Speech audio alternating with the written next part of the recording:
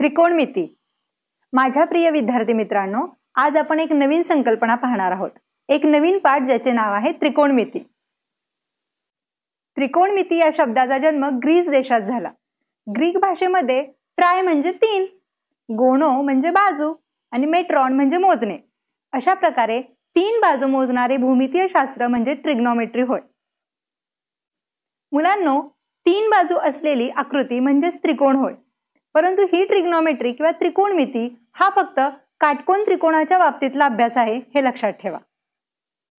मुलांनो, आपण जमिनीवरील अंतरे दोरीने, टेपने किंवा चालत जाऊन मोजू शकतो. मोटरसायकल किंवा कारच्या डॅशबोर्डवरील घड्याळावरून अंतर मोजू शकतो. परंतु समुद्रातील जहाजाचे दीपस्तंभापासूनचे अंतर कसे मोजत असतील? दीपस्तंभाची, झाडाची किंवा कुतुब मिनारची उंची अचूकतेने कशी मोजत असतील?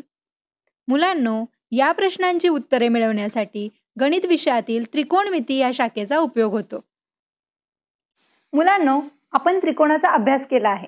त्यातील काटकोन त्रिकोण, पायथागोरसचे प्रमेय आणि समरूप त्रिकोणांचे गुणधर्म यांच्या आधारे त्रिकोणमितीची सुरुवात होते. आपण याची थोडक्यात उजळणी करूया. मुलांनो, या ठिकाणी त्रिकोण ABC हा काटकोन त्रिकोण आहे. त्याचा कोन B हा काटकोन आहे. तर कोन B समोरील म्हणजेच काटकोणासमोरील बाजू AC ही या काटकोन त्रिकोणाचा कर्ण आहे. कोन B हा काटकोन आहे, म्हणजेच या काटकोन त्रिकोणाचे उरलेले कोन म्हणजेच कोन A आणि कोन C हे कोन लघुकोन आहेत. कोन A चा विचार करू. कोन A या कोणासमोरील बाजू BC आहे, म्हणजेच कोन A या कोनाची विरुद्ध बाजू BC आहे. त्याचप्रमाणे कोन A ची लगतची बाजू AB आहे. मुलांनो, बाजू AB ही या काटकोन त्रिकोणाच्या BC या बाजूवर किंवा पायावर काढलेली लंबरेषा आहे, असेही आपण म्हणू शकतो. आता कोन C चा विचार करू. कोन C च्या संदर्भात या कोणासमोरील बाजू AB आहे आणि लगतची बाजू BC आहे. म्हणजेच कोणत्याही काटकोन त्रिकोणामध्ये काटकोणाव्यतिरिक्त इतर 2 कोन हे लघुकोन असतात आणि त्या प्रत्येक कोणाला एक समोरची बाजू आणि एक लगतची बाजू असते, हे लक्षात ठेवा. त्रिकोणमितीय गुणोत्तरे, ट्रिग्नोमेट्रिक रेशोज. मुलांनो, शेजारी आकृतीमध्ये काही काटकोन त्रिकोण दाखवले आहेत. त्याचा कोन B हा सामायिक कोन आहे, त्यामुळे हे सर्व काटकोन त्रिकोण समरूप आहेत. येथे त्रिकोण PQB समरूप त्रिकोण ACB आहे. म्हणून PB छेद AB बरोबर PQ छेद AC बरोबर BQ छेद BC. PQ छेद AC बरोबर PB छेद AB, म्हणजेच PQ छेद PB बरोबर AC छेद AB. या ठिकाणी आपण एकांतर क्रिया केलेली आहे. QB छेद BC बरोबर PB छेद AB, म्हणजेच QB छेद PB बरोबर BC छेद AB.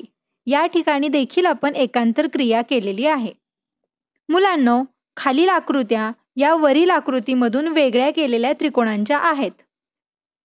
आकृती 1, त्रिकोण PQB मध्ये PQ छेद PB बरोबर कोन B च्या समोरील बाजू छेद कर्ण.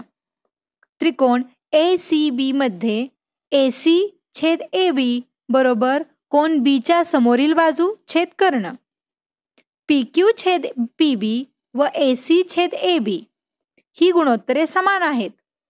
PQ छेद PB बरोबर AC छेद AB बरोबर कोन B च्या समोरील बाजू छेद कर्ण.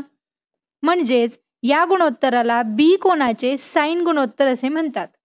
हे गुणोत्तर थोडक्यात साइन B असे लिहितात. 2, त्रिकोण PQB व त्रिकोण ACB मध्ये BQ छेद PB बरोबर कोन B च्या लगतची बाजू छेद कर्ण आणि BC छेद AB बरोबर कोन B च्या लगतची बाजू छेद कर्ण. म्हणजेच BQ छेद PB बरोबर BC छेद AB बरोबर कोन B च्या लगतची बाजू छेद कर्ण. या गुणोत्तराला कोन B चे कोसाइन गुणोत्तर असे म्हणतात. हे गुणोत्तर थोडक्यात कॉस B असे लिहितात. 3, PQ छेद BQ बरोबर AC छेद BC बरोबर कोन B च्या समोरील बाजू छेद कोन बीच्या लगतची बाजू. या गुणोत्तराला कोन बीचे टँजंट गुणोत्तर असे म्हणतात. हे गुणोत्तर थोडक्यात टॅन बी असे लिहितात.